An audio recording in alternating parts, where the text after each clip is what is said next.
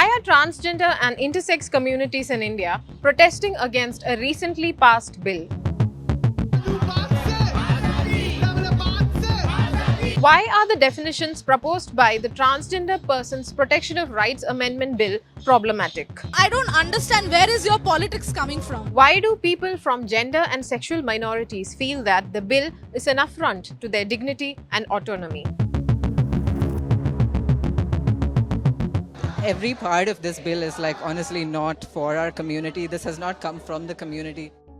The controversial Transgender Persons Protection of Rights Amendment Bill 2026 has received the President's assent. The bill narrows the definition of a transgender person and removes the right to self-perceived gender identity. Passed without consulting even the National Council for Transgender Persons, the bill has triggered uproar and set off panic within the gender and sexuality minority communities.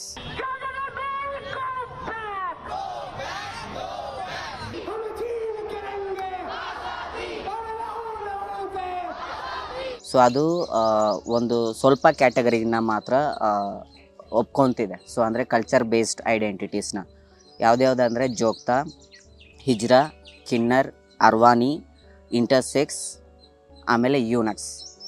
So ಇದರಿಂದ ಏನಾಗುತ್ತೆ ಅಂದರೆ first of all 2014 NALSA judgment ಏನಿದೆ ಅದು self declaration ಬಗ್ಗೆ ಮಾತಾಡುತ್ತೆ. 2019 ಆ್ಯಕ್ಟಲ್ಲಿ ಬಂದು ಏನು ಮಾತಾಡುತ್ತೆ, ಎಲ್ಲ ಐಡೆಂಟಿಟೀಸು ಇದೆ. ಸೊ ಜೆಂಡರ್ ನಾನ್ ಕನ್ಫರ್ಮಿಂಗು ಇದ್ದಾರೆ, ಜೆಂಡರ್ ಟ್ರಾನ್ಸ್ ಮ್ಯಾಸ್ಕುಲಿನ್ ಇದ್ದಾರೆ, ಸೊ ಮರ್ಲಾಡಿ ಇದೆ, ಜೋಗ್ತಿ ಇದೆ. ಸೊ ಈ ರೀತಿ ಹಲವು ರೀತಿಯಾದಂಥ ಕ್ಯಾಟಗರಿ ಇದೆ. ಸೊ ನಮ್ಮ ಕರ್ನಾಟಕ ಟ್ರಾನ್ಸ್ಜೆಂಡರ್ ಪಾಲಿಸಿ ಪ್ರಕಾರ ನೋಡಿದ್ರೆ ಕೋತಿ ಐಡೆಂಟಿಟಿ ಇದೆ, ಮರ್ಲಾಡಿ ಐಡೆಂಟಿಟಿ ಇದೆ, ಮಂಗಳಮುಖಿ ಐಡೆಂಟಿಟಿ ಇದೆ. ಸೊ ಇದು ಯಾವುದೂ ಇಲ್ಲ. ಸೊ ಅದ್ರ ಬಿಟ್ಟರೆ ಇಡೀ ನಾಲ್ಸಾ ಜಡ್ಜ್ಮೆಂಟ್ಗೂ 2019 ಜಡ್ಜ್ಮೆಂಟಲ್ಲೂ ಕೂಡ ಟ್ರಾನ್ಸ್ಮ್ಯಾನ್ ಐಡೆಂಟಿಟಿ ಇದೆ.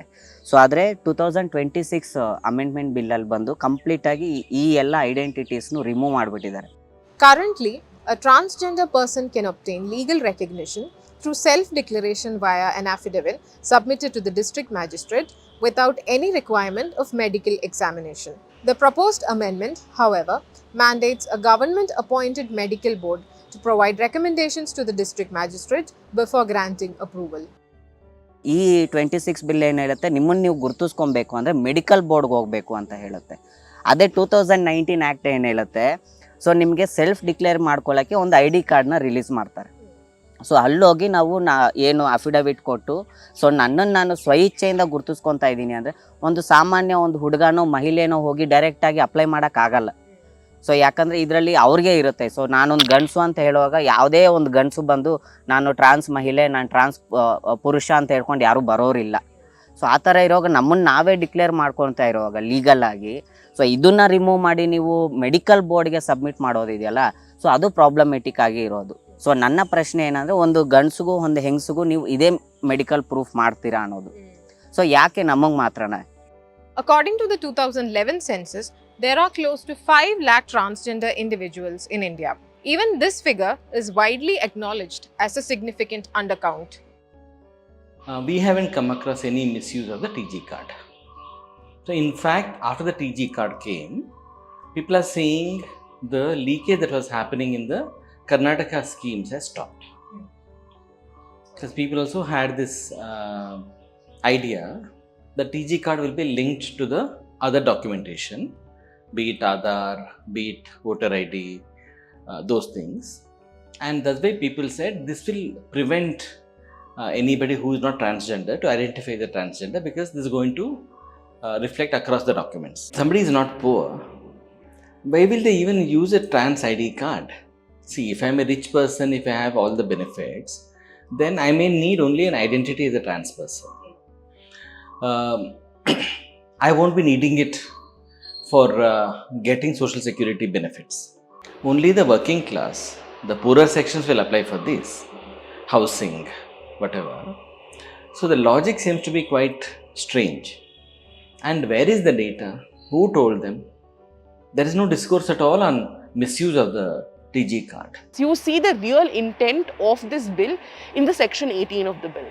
The section 18 very specifically talks about offences that can be punished with very serious consequences, which include if you force or basically if you force a person to present themselves as transgender by either abducting them, by causing grievous hurt. There are multiple categories of offences. While on paper suddenly it may not look to be a provision that can be weaponized, but in reality this language of inducement, allurement for doing the employment of sex work, for doing begging work, for doing any kind of so-called traditional works, because of the fact that there is no other employment for the trans community, has led to a widespread fear within the community that those of us who are a part of this community, what will it mean for us in terms of rights? Will the police come and start harassing us? Will they start asking us questions that you're forcefully making somebody